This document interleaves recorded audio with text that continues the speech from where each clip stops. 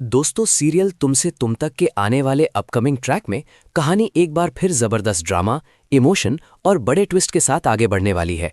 क्योंकि जहां एक तरफ चांदनी चौक के मोहल्ले वालों ने आर्या और अनु के रिश्ते को लगभग ठुकरा दिया है और तरह तरह की बातें बनाकर शर्मा परिवार को शर्मिंदा करने की कोशिश कर रहे हैं, वहीं दूसरी तरफ शर्मा जी और पुष्पा जी अपनी बेटी की खुशी के लिए चट्टान की तरह खड़े हुए दिखाई दे रहे हैं।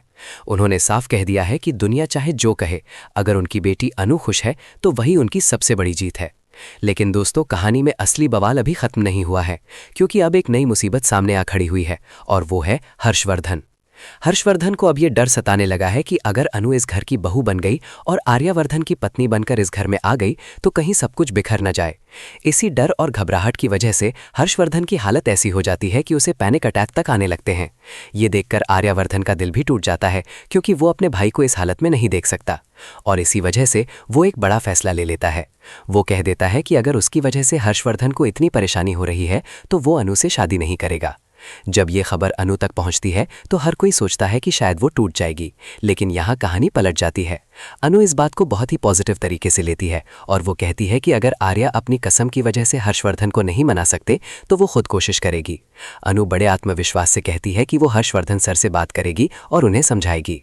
ये सुनकर आर्यावर्धन थोड़ा घबरा जाता है, क्योंकि उसे पता है कि हर्षवर्धन पहले से ही अनु से चिढ़ा हुआ है और शायद उसकी बात सुनने को भी तैयार ना हो।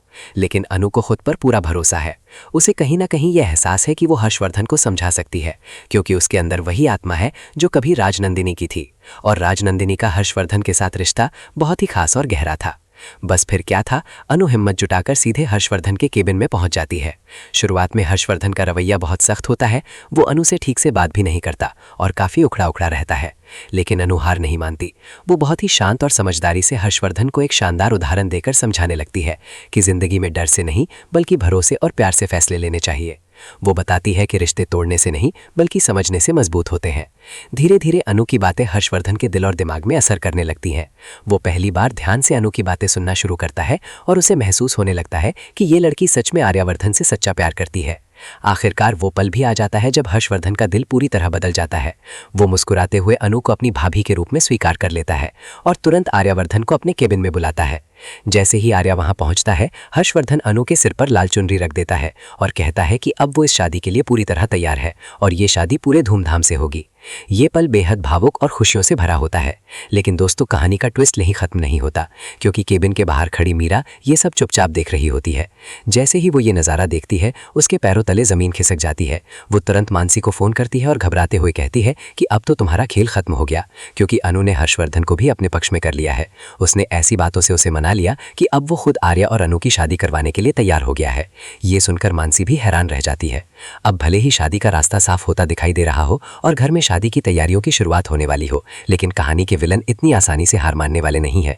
मीरा और मानसी अभी भी कोई ना कोई नई चाल चलने की तैयारी में है, ताकि किसी भी तरह ये शादी रुक सके। यानी आने वाले एपिसोड में जहां एक तरफ खुशियों की शहनाइयां गूंजेंगी, वहीं दूसरी तरफ नई साजिशें भी जन्म लेंगी। शादी के फंक्शन शुरू होंगे, रस्में होंगी, खुशियां होंगी, लेकिन बीच बीच में ऐसे ऐसे ट्विस्ट आएंगे जो कहानी को और ज्यादा रोमांचक बना देंगे। अब देखना यह होगा कि क्या मीरा और मानसी की अगली चाल सफल होगी या फिर आर्या और अनु का प्यार हर मुश्किल को हराकर अपनी मंजिल तक पहुंचेगा। आगे की कहानी और भी ज्यादा मजेदार होने वाली है, इसलिए जुड़े रहिए आपके अपने चैनल यूआर टीवी के साथ और देखते रहिए सीरियल तुमसे तुम तक। अगर आपको ये अपडेट पसंद आई हो तो वीडियो को लाइक करना बिल्कुल मत भूलिएगा।